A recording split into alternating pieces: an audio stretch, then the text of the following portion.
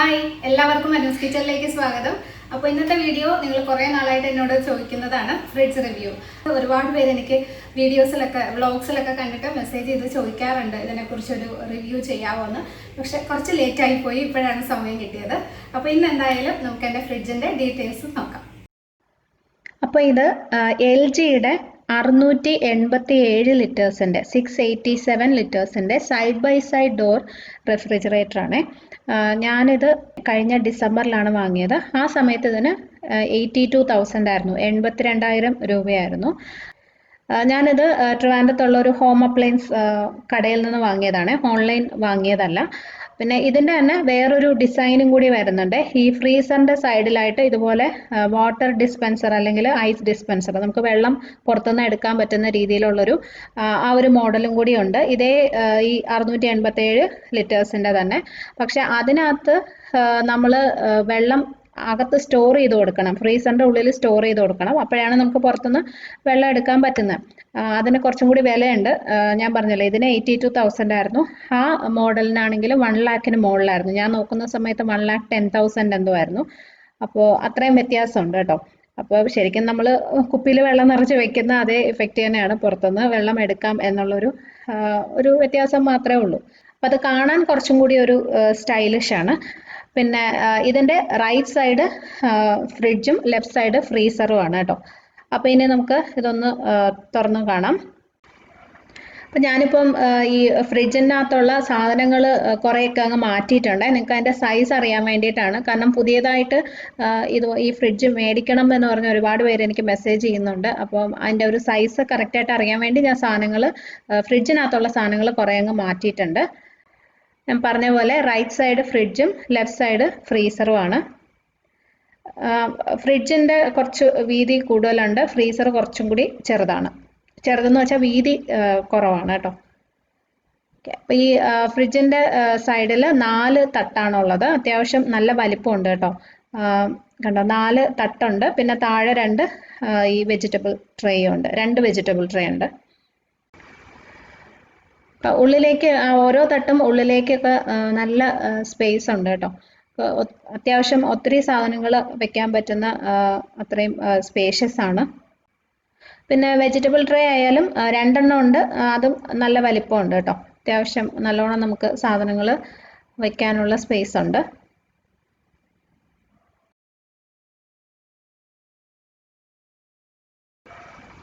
പിന്നെ ഫ്രിഡ്ജിൻ്റെ ഡോറിൽ ഏറ്റവും മുകളിലായിട്ടൊരു diary corner ഉണ്ട്. അവിടെ നമുക്ക് പാല്, തൈര് അങ്ങനെയുള്ള സാധനങ്ങളൊക്കെ വെക്കാം. താഴെ അതിൻ്റെ തൊട്ട് താഴെയായിട്ട് ഈ മുട്ട വെക്കാനായിട്ട് ഇതുപോലൊരു ട്രേ, നമ്മൾ പണ്ടത്തെ ഫ്രിഡ്ജിലൊക്കെ ഉള്ള പോലെ ഇങ്ങനെ എഗ് ട്രേ ഇതുപോലെയാണ്, അല്ലാണ്ട് ഇങ്ങനെ ഓരോരോ മുട്ടയായിട്ട് വെക്കാൻ പറ്റുന്നതല്ല, ജസ്റ്റ് ഒരു ട്രേ പോലെയുള്ളൂ. പിന്നെ അതിൻ്റെ സൈഡിലും അത്യാവശ്യം നല്ല സ്പേസ് ഉണ്ട്. അപ്പം വേറെ സാധനങ്ങളൊക്കെ നമുക്ക് വെക്കാൻ പറ്റും. ഈ ഫ്രിഡ്ജിൻ്റെ ഡോറിലും ഉള്ള ഈ തട്ടുകളും നല്ല വലുതാണ്. പിന്നെ താഴെ 2 തട്ടും കൂടി ഉണ്ട് അതുപോലെ തന്നെ. ഓക്കെ, അപ്പോൾ അതാണ് ഫ്രിഡ്ജ്. ഇനി നമുക്ക് ഫ്രീസർ നോക്കാം. ഫ്രീസറിന് ഫ്രിഡ്ജിനേക്കാളും കുറച്ചും കൂടി വീതി കുറവാണ്. പക്ഷെ അതുപോലെ തന്നെ 4 തട്ടും 2 ഈ മീറ്റൊക്കെ വെക്കുന്ന ട്രേയും ഉണ്ട് കേട്ടോ. ഫിഷ് മീറ്റും ഒക്കെ വെക്കാനായിട്ടുള്ള ട്രേയും ഉണ്ട്. ഈ ഫ്രിഡ്ജിനേക്കാളും വീതി കുറവാണെങ്കിലും ഇതുപോലെ 4 തട്ടൊക്കെ ഉള്ളതുകൊണ്ട് അത്യാവശ്യം അതും നല്ല സ്പേഷ്യസ് ആണ്.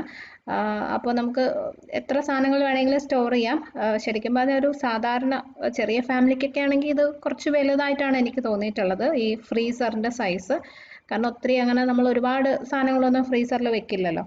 പക്ഷേ അല്ലാണ്ട് ഇപ്പം എന്തെങ്കിലും ഫുഡൊക്കെ ഉണ്ടാക്കി കൊടുക്കുന്ന ആൾക്കാരോ അല്ലെങ്കിൽ ഒരുപാട് സാധനങ്ങൾ ഇതുപോലെ ഫ്രീസറിൽ സൂക്ഷിച്ച് വെക്കുന്ന ആൾക്കാരൊക്കെ ആണെങ്കിൽ യൂസ്ഫുൾ ആണ് കേട്ടോ. പിന്നെ ഡോറിലും അതുപോലെ തന്നെ 4 തട്ടൊക്കെ ഉണ്ട്. എൻ്റെത് ഏകദേശം എല്ലാം കാലിയാണ്, അല്ലെങ്കിൽ തന്നെ ഫ്രീസറിൽ ഞാൻ അങ്ങനെ ഒരുപാട് സാധനങ്ങൾ വെക്കാറില്ല. അപ്പോൾ ഇതാണ് ഫ്രിഡ്ജിനെ കുറിച്ചുള്ള ഒരു ഏകദേശ ഒരുവിധം കാര്യങ്ങളെല്ലാം ഞാൻ പറഞ്ഞെന്ന് തോന്നുന്നു. നിങ്ങൾക്ക് വേറെ എന്തെങ്കിലും ഡൗട്ട്സ് ഉണ്ടെങ്കിൽ കമൻറ്റിൽ ചോദിച്ചാൽ മതി. പിന്നെ അതുപോലെ ഇത് ഓൺലൈൻ വാങ്ങിക്കുന്നേക്കാളും ഏതെങ്കിലും ഒരു ഹോം അപ്ലയൻസ് ഷോപ്പിൽ നിന്ന് വാങ്ങിക്കുന്നതായിരിക്കും നല്ലതെന്നാണ് എനിക്ക് തോന്നുന്നത്. കാരണം അവർ വന്നിട്ട് നമുക്ക് ഇതിൻ്റെ കാര്യങ്ങളൊക്കെ പറഞ്ഞു തരും. ഇതുപോലെ ടെമ്പറേച്ചർ സെറ്റ് ചെയ്തൊക്കെ തരും. ഫ്രിഡ്ജിൻ്റെയും ഫ്രീസറിൻ്റെയും ടെമ്പറേച്ചർ കറക്റ്റായിട്ടൊക്കെ സെറ്റ് ചെയ്യുകയൊക്കെ വേണം. അപ്പോൾ അതൊക്കെ അവർ വന്നിട്ട് പറഞ്ഞു തരും.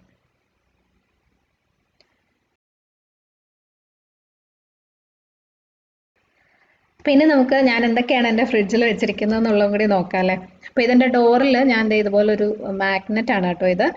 ഇങ്ങനെ ഒരെണ്ണം വെച്ചിട്ടുണ്ട്. ഇത് വെച്ചാൽ നമ്മൾ ഈ ബേക്കിംഗ് ചെയ്യുന്ന സമയത്തുണ്ടല്ലോ, ഒരു കപ്പ് എന്ന് വെച്ചാൽ എത്ര ടേബിൾ സ്പൂൺ ആണ്, അതിൻ്റെ മെഷർമെൻറ്റ്സ് ആണ് കേട്ടോ. 1 കപ്പ് എത്ര ടേബിൾ സ്പൂൺ ആണ്, എത്ര ടീസ്പൂൺ ആണ്, അങ്ങനെയുള്ള മെഷർമെൻറ്റ്സ് ആണ്. അപ്പോൾ ചില സമയത്ത് നമുക്കിത് ഉപയോഗപ്പെടും. കറക്റ്റ് അളവ് നോക്കിയെടുക്കാൻ പറ്റും പെട്ടെന്ന്. ബേക്കിങ്ങിൻ്റെ കാര്യമാണ്. പിന്നെ ഇതുപോലൊരു മാഗ്നറ്റും വെച്ചിട്ടുണ്ട്. ഇതുപോലെ കുറേ സാധനങ്ങളുണ്ടായിരുന്നു, പക്ഷെ അതൊക്കെ ഷിഫ്റ്റ് ചെയ്ത സമയത്ത് കളഞ്ഞുപോയി. അപ്പോൾ അതെ ഉള്ളിൽ നമുക്ക് കാണാം. ഇപ്പം നോക്കിക്കഴിഞ്ഞാൽ ശരിക്കും ഒരു സൂപ്പർ മാർക്കറ്റിലോട്ട് നോക്കുന്ന പോലെ തന്നെ ഉണ്ടല്ലേ.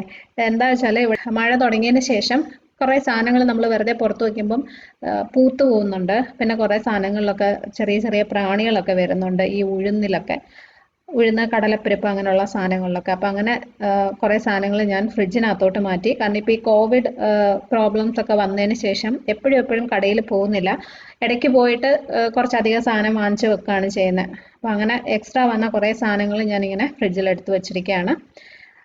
മൈദ, ഗോതമ്പ് പൊടി, ഉഴുന്ന്, കടലപ്പരിപ്പ്, കുറച്ച് സോയ ചങ്ക്സ്, റവ, അങ്ങനെയുള്ള സാധനങ്ങളൊക്കെയാണ് വെച്ചിരിക്കുന്നത്. എല്ലാവരും ചെയ്യുന്നതാണ് ഇതൊക്കെ. ഞാൻ അങ്ങനെ വെക്കാറില്ലായിരുന്നു. ഇപ്പോൾ ഈ ഇടയ്ക്കാണ് ഇങ്ങനെ ചെയ്തു തുടങ്ങിയത്. പിന്നെ അടുത്ത തട്ടിലും അതുപോലെ തന്നെ ഉഴുന്ന് വെച്ചിട്ടുണ്ട്. ഉഴുന്ന് ഒരു തവണ വാങ്ങിച്ചത് ഇരിക്കുന്നത് ഓർക്കാതെ പിന്നെയും വാങ്ങിച്ചു. അപ്പോൾ കുറേ എക്സ്ട്രാ വന്നു. അപ്പോൾ അതെല്ലാം ഫ്രിഡ്ജിനകത്ത് വെച്ചിരിക്കുകയാണ്. പിന്നെ വെച്ചിരിക്കുന്നത് ഈസ്റ്റ്. ഈസ്റ്റിൻ്റെ കാര്യം ഒരുപാട് പേര് എന്നോട് ചോദിക്കാറുള്ളതാണ് കേട്ടോ, എപ്പോഴും ചോദിക്കാറുള്ളതാണ്. ഞാൻ എപ്പോഴും ഇൻസ്റ്റൻറ്റ് ഈസ്റ്റാണ് ഉപയോഗിക്കുന്നത്. അപ്പോൾ നമുക്ക് പൊങ്ങാനൊന്നും വെക്കണ്ട, നേരിട്ട് അപ്പത്തിന് മാവൊക്കെ അരയ്ക്കുമ്പോൾ അതുപോലെ തന്നെ ചേർത്തങ്ങ് അരച്ചെടുക്കാം. അപ്പോൾ ഇത് ഓൺലൈൻ വാങ്ങിക്കാൻ കിട്ടും ഇൻസ്റ്റൻറ്റ് ഈസ്റ്റ്, അല്ലെങ്കിൽ ഈ ബേക്കിങ്ങിൻ്റെ സാധനങ്ങളൊക്കെ കിട്ടുന്ന കടയിലും കിട്ടും. അപ്പോൾ ഞാൻ ഇത്തവണ വാങ്ങിച്ച ഇച്ചിരി വലിയ പാക്കറ്റായിരുന്നു. അപ്പോൾ അത് ഞാൻ ഇതുപോലെ കുപ്പിയിലും പിന്നെ ഒരു സിപ്ലോ കവറിലും ഇട്ട് വെച്ചിട്ടുണ്ട്. എപ്പോഴും ഫ്രിഡ്ജിൽ തന്നെയാണ് ഈസ്റ്റ് വെക്കുന്നത്. പിന്നെ ഒരു പാത്രത്തിൽ കുറച്ച് ബട്ടറും ഞാൻ വാങ്ങിച്ചിട്ട് ഇതുപോലെ ഒരു പാത്രത്തിലിട്ട് ബൗളിലിട്ട് വെക്കുകയാണ് ചെയ്യുന്നത്. പിന്നെ കുറച്ച് കടലയൊക്കെ ഈ പറഞ്ഞ പോലെ കുറച്ച് ദിവസം പുറത്തിരിക്കുമ്പോൾ ചീത്തയാവും. പിന്നെ അതേ കുറച്ച് ഏലക്ക പൊടിച്ചത്. ഈ ഏലക്ക പൊടി ഞാൻ കഴിഞ്ഞ തവണ ഉണ്ടാക്കിയിട്ട് പുറത്ത് വെച്ചിട്ട് ഒരാഴ്ച കഴിഞ്ഞപ്പോഴത്തേക്ക് അത് പൂത്തുപോയി. അപ്പോൾ അങ്ങനെയാണ് ഇപ്പോൾ പുതിയതായിട്ട് ഉണ്ടാക്കിയത് എടുത്ത് ഫ്രിഡ്ജിൽ വെച്ചിട്ടുണ്ട്. പിന്നെ ഗരം മസാല, ബിരിയാണി മസാല, ജീരകം പൊടിച്ചത്, അതെല്ലാം ഫ്രിഡ്ജിലാണ് വെച്ചിരിക്കുന്നത്. നമ്മൾ വീട്ടിലുണ്ടാക്കുന്നതായതുകൊണ്ട് പൂത്തു പോകും. പ്രിസർവേറ്റീവ്സ് അങ്ങനെയൊന്നും ചേർക്കുന്നില്ലല്ലോ. അപ്പോൾ അതുകൊണ്ട് എല്ലാം ഫ്രിഡ്ജിൽ വെച്ചിട്ടുണ്ട്. ഇതുപോലെ തന്നെ സാമ്പാർ പൊടിയും അങ്ങനെയുള്ള സാധനങ്ങളെല്ലാം വെക്കാം കേട്ടോ, പൊടികളെല്ലാം വയ്ക്കാം. പിന്നെ കുറച്ച് കറിവേപ്പില, ദോശമാവ്, തേങ്ങ ചിരകിയത്, കുറച്ച് ഇഞ്ചിക്കറി അമ്മ ഉണ്ടാക്കിയതാണ്. പിന്നെ പാൽപ്പായസം, ഇത് ഇന്ന് രാവിലെ ഉണ്ടാക്കിയതാണ്. എൻ്റെ റെസിപ്പി ഞാൻ ഇട്ടല്ലോ നേരത്തെ. അപ്പോൾ ഇത് ഞാൻ കുപ്പിയിലിട്ട് എടുത്തു വെച്ചിരിക്കുക. കാരണം ബോളിയുടെ കൂടെ കഴിക്കാൻ ഉണ്ടാക്കിയതാണ്. പക്ഷേ പായസമൊക്കെ ഉണ്ടാക്കി കഴിഞ്ഞപ്പോൾ പിന്നെ ബോളി ഉണ്ടാക്കാൻ മടിയായി. അപ്പോൾ ഇനിയിപ്പോൾ നാളെ ഉണ്ടാക്കണം. അപ്പോൾ അതിനായിട്ട് മാറ്റി വെച്ചിട്ടുണ്ട്. അത്രേ ഉള്ളൂ കേട്ടോ. പിന്നെ 2-3 പീസ് ബ്രെഡും ഇരിപ്പുണ്ട്. സാധാരണ ഇതിനകത്ത് ചോറ് ബാക്കി വന്നതും കറികളും ഒക്കെ ഉണ്ടാവാറുണ്ട്. പക്ഷേ ഇന്നിപ്പോൾ ഞാൻ ഉച്ച കഴിഞ്ഞാണ് വീഡിയോ എടുത്തത്. അപ്പോൾ അതെല്ലാം ഉപയോഗിച്ച് കഴിഞ്ഞു. പിന്നെ വെജിറ്റബിൾ ട്രേയിൽ ഇപ്പം കുറച്ച് വെജിറ്റബിൾസേ ഉള്ളൂ. ഒരുവിധം എല്ലാം തീർന്നു. പണ്ടൊക്കെ ഞാൻ ഈ ഓരോ വെജിറ്റബിൾസും ഇങ്ങനെ മെഷ് ബാഗിൽ, അല്ലെങ്കിൽ നെറ്റ് പോലത്തെ ബാഗ് കിട്ടുമല്ലോ, അതിനകത്തൊക്കെ ആക്കിയിട്ട് വേറെ വേറെ ആയിരുന്നു വെച്ചോണ്ടിരുന്നത്. പക്ഷേ ഈ ഫ്രിഡ്ജ് വാങ്ങിച്ചു കഴിഞ്ഞാൽ അവരിങ്ങനെ ഇൻസ്റ്റാൾ ചെയ്യാനായിട്ട് വരുമ്പം കുറേ ഇൻസ്ട്രക്ഷൻസ് ഒക്കെ പറയും. അപ്പോൾ അതിനകത്ത് അവരിങ്ങനെ വെജിറ്റബിൾസ് ഒന്നും ചെയ്യേണ്ട, വെറുതെ ട്രേയിലിട്ടാലാണ് കൂടുതൽ നാൾ ദിവസം ഫ്രഷ് ആയിട്ടിരിക്കുന്നതെന്ന് പറഞ്ഞായിരുന്നു. അപ്പം അതുകൊണ്ട് ഇപ്പം ഞാനിങ്ങനെ വെറുതെ ഇട്ടേക്കുവാണ്. ഇങ്ങനെ ബാഗിലൊന്നും സെപ്പറേറ്റ് ആയിട്ട് വെക്കാറില്ല. ഓക്കെ, അപ്പോൾ ഇനി നമുക്ക് ഡോറും കൂടി നോക്കാം. നേരത്തെ പറഞ്ഞത് തന്നെയാണ്. ഏറ്റവും മുകളിൽ പാല്, തൈര് ഒക്കെ വെച്ചിട്ടുണ്ട്. താഴെ മുട്ട, പിന്നെ അതിൻ്റെ ബാക്കിലായിട്ട് കുറച്ച് cheese, mozzarella cheese, paneer, cheddar cheese. ഇതൊക്കെ ഇപ്പോൾ ഈ ലോക്ക്ഡൗൺ തുടങ്ങിയതിന് ശേഷം, കുട്ടികൾ വീട്ടിൽ ഇരിക്കുന്നതിന് ശേഷമാണ് ഇതൊക്കെ വാങ്ങിക്കാൻ തുടങ്ങിയത്. കാരണം ഇടയ്ക്ക് അവർക്ക് എന്തെങ്കിലുമൊക്കെ ഉണ്ടാക്കി കൊടുക്കണമല്ലോ. അപ്പോൾ നേരത്തെ അങ്ങനെ ഞാൻ അധികം ചീസൊന്നും വാങ്ങിക്കാറില്ല, ഒത്തിരി അങ്ങനെ സ്നാക്സും ഒന്നും ഉണ്ടാക്കാറില്ലായിരുന്നു. പിന്നെ അടുത്തത് കുറേ അലുകുലത്തെ സാധനങ്ങൾ കാണുമല്ലോ നമുക്കിങ്ങനെ. Garlic powder, Italian seasoning, gelatin, China grass, custard powder, cornflour, അങ്ങനെയുള്ള കുറേ സാധനങ്ങളാണ്. പിന്നെ ഞാൻ കുറച്ച് കസൂരി മേത്തി. ഈ കസൂരി മേത്തിയും ഈ പൊടികളുടെ കാര്യം പറഞ്ഞ പോലെ തന്നെ പുറത്ത് വെച്ചാൽ പൂത്തു പോവും. അപ്പം അതുകൊണ്ട് യൂസ് ചെയ്തിട്ട് പിന്നെ ഫ്രിഡ്ജിലാണ് വെക്കുന്നത്. പിന്നെ സോസുകൾ, മയണൈസ് അങ്ങനെയുള്ള സാധനങ്ങളൊക്കെയാണ് കേട്ടോ. ഫ്ലേവർ കേക്കിൻ്റെ കുറച്ച് സ്പ്രിങ്കിൾസ് ഒക്കെ ഉണ്ട്. അത്രേ ഉള്ളൂ. പിന്നെ താഴെ സാധാരണ ഇവിടെ വെള്ളമാണ് വെക്കുന്നത്, പക്ഷെ ഇപ്പം അങ്ങനെ ഐസ് വാട്ടർ നമ്മൾ വെക്കുന്നില്ല. അതുകൊണ്ട് അവിടെ വേറെ കുറച്ച് സാധനങ്ങളുണ്ട്. മിൽക്ക് മെയ്ഡ്, ഫ്രഷ് ക്രീം, അമുലിൻ്റെ ചീസ് ബ്രെഡ്, നല്ലതാണ് കേട്ടോ അത്, ചെറി, സ്ട്രോബെറി ക്രഷ്, അങ്ങനെയുള്ള കുറച്ച് സാധനങ്ങൾ. അപ്പോൾ ഇതൊക്കെയാണ് ഫ്രിഡ്ജിൽ വെച്ചിരിക്കുന്നത്. ഇങ്ങനെ കാണാൻ വലിയ ഭംഗിയൊന്നും ഇല്ല കേട്ടോ. തുറക്കുമ്പോൾ തന്നെ എന്തൊക്കെയോ ഇങ്ങനെ വലിച്ചു വാരി കൂട്ടിയിട്ടേക്കുന്ന പോലെ തോന്നും. പക്ഷേ എന്നാലും നമുക്ക് കാര്യം നടക്കണമല്ലോ. അപ്പം അതുകൊണ്ട് ഞാനിപ്പോൾ എല്ലാം ഇങ്ങനെ വെച്ചിരിക്കുകയാണ്. അപ്പോൾ ഇനി ഫ്രീസറിൽ അങ്ങനെ അധികം പറയാനൊന്നുമില്ല. കുറച്ച് പോപ്സിക്കിൾ ഉണ്ടാക്കി വെച്ചിട്ടുണ്ട് കുട്ടികൾക്കായിട്ട്. പിന്നെ കുറച്ച് സ്വീറ്റ് കോൺ വേവിച്ചത്, പിന്നെന്താണ് കുറച്ച് ഐസ്ക്രീം, പിന്നെ കുറച്ച് സെലറി നമുക്കിവിടെ നാട്ടിൽ എപ്പോഴും കിട്ടത്തില്ല. അപ്പോൾ വല്ലപ്പോഴുമൊക്കെ സൂപ്പർ മാർക്കറ്റുകളിൽ കാണാറുള്ളൂ. അപ്പോൾ അത് ഞാൻ കിട്ടുന്ന സമയത്ത് വാങ്ങിച്ചിട്ട് ഇതുപോലെ ചെറിയ പീസുകളായിട്ട് കട്ട് ചെയ്ത് സിപ്ലോ കവറിലാക്കിയിട്ട് ഫ്രീസറിൽ വെക്കും. അപ്പോൾ ഒരുപാട് നാളിങ്ങനെ കേടാകാതിരിക്കും. നമുക്ക് ഫ്രൈഡ് റൈസും അതുപോലെ എന്താ പറയുക ഗാർലിക് ചിക്കനൊക്കെ ഉണ്ടാക്കുമ്പോൾ യൂസ് ചെയ്യാം. ഒരു ചെറിയ പീസ് സെലറി എടുത്താൽ മതി. പിന്നെ കുറച്ച് ചീസ് ഗ്രേറ്റ് ചെയ്തത്.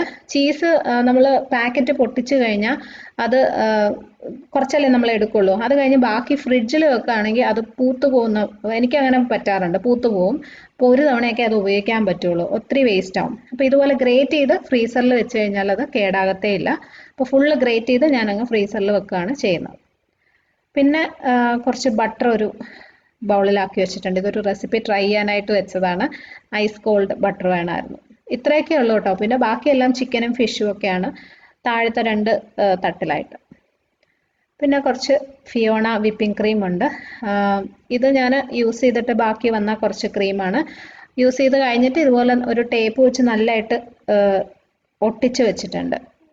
ഇത് തുറന്നു കഴിഞ്ഞാൽ പിന്നെ ഒരു 2-3 ആഴ്ചക്കകം ഉപയോഗിച്ച് തീർക്കണം എന്നാണ്. അപ്പോൾ ഇനി ഞാനിപ്പോൾ 2 ആഴ്ച മുന്നേ യൂസ് ചെയ്തതാണ്. അപ്പോൾ ഇനി കുറച്ചും കൂടി ഇരിപ്പുണ്ട്. അപ്പോൾ ഇത്രയൊക്കെ ഉള്ളൂ. ഒരുവിധം എല്ലാ കാര്യങ്ങളും ഞാൻ പറഞ്ഞെന്ന് തോന്നുന്നു. ഓക്കെ, അപ്പോൾ എന്തെങ്കിലും ഡൗട്ട്സ് ഉണ്ടെങ്കിൽ കമൻറ്റ് ബോക്സിൽ ചോദിച്ചാൽ മതി കേട്ടോ. അപ്പോൾ നമുക്ക് അടുത്തൊരു നല്ല വീഡിയോ ആയിട്ട് വീണ്ടും കാണാം. Bye friends, thank you for watching.